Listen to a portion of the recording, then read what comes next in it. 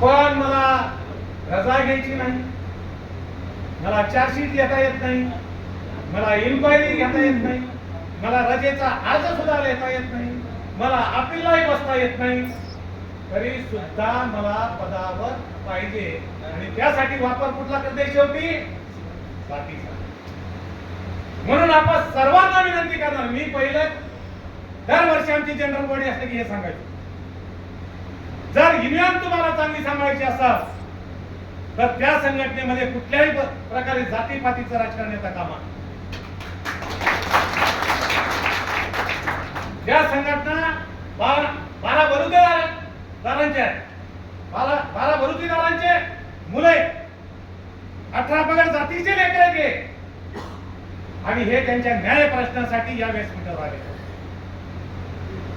आणि म्हणून भविष्यात तुम्हाला जर काही मिळवून घ्यायचं असेल तर एक संघ युनियन चालली पाहिजे.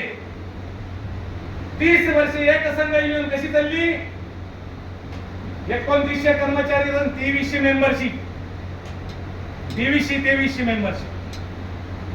अनेक अधिवेशनामध्ये बक्षिसं घेतले. तर कार्यकर्त्याने हे करत असताना फार जबाबदारीने सांभाळावं. हे जमा करणं सोपं आहे, पण हे टिपणं अवघड आहे. आता लोकांचं असं आहे, जुने लोक गेले, नवीन लोक आले.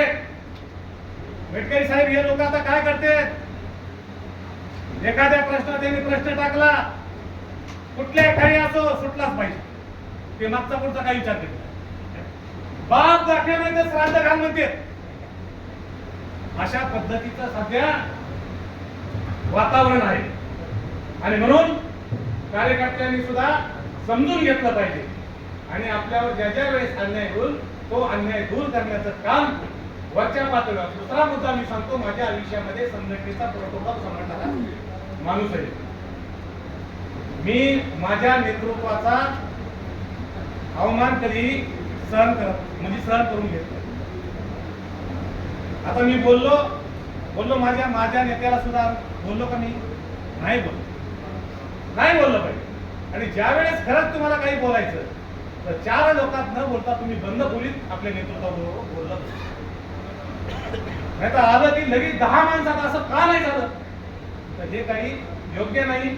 संघटनेच्या दृष्टीने योग्य नाही, तुमच्या दृष्टीने योग्य नाही, इतरांच्या दृष्टीने योग्य नाही. म्हणून मित्रांनो, आपला जास्त वेळ न घेता आपल्याला एकच सांगा की आपण म्हणतो कंदील जरी सूर्याची बराबरी करू शकत नसता, अनेक जण म्हणतात कंदील जरी सूर्याच्या प्रकाशाची बरोबरी करत नसला तरी सुद्धा अंधारात कंदील तुम्हाला तेवढाच प्रकाश देतो. म्हणून स्वतःला कमी समजू नका, स्वतःला कमी समजू नका. आयुष्यात अनेक माणसं येतात, कोणी हसवून जातो, कोणी फसवून जातो, कोणी हसवून जातो, कोणी फसवून जातो. परंतु अनुभवाच्या शाळेमध्ये तुम्हाला वरच्या वर्गात कोण बसून गेला हे महत्वाचं आहे.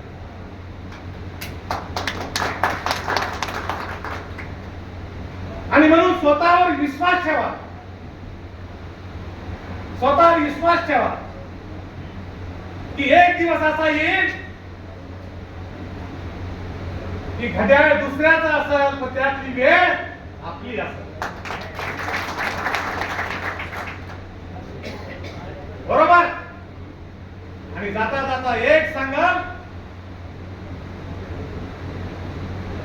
की मला एक सकाळी एक 2 वाक्य वाचायला मिळाली. अरे बाबा, कौन बोलता है बड़ी गाड़ी में ही सफर अच्छा होता है. अरे बाबा, कौन कहता है बड़ी गाड़ी में ही सफर अच्छे होती है. अच्छे रिश्तेदार और सच्चे मित्र साथ में रहे तो पैदल ही सफर त्या होता आहे. जय हिंद.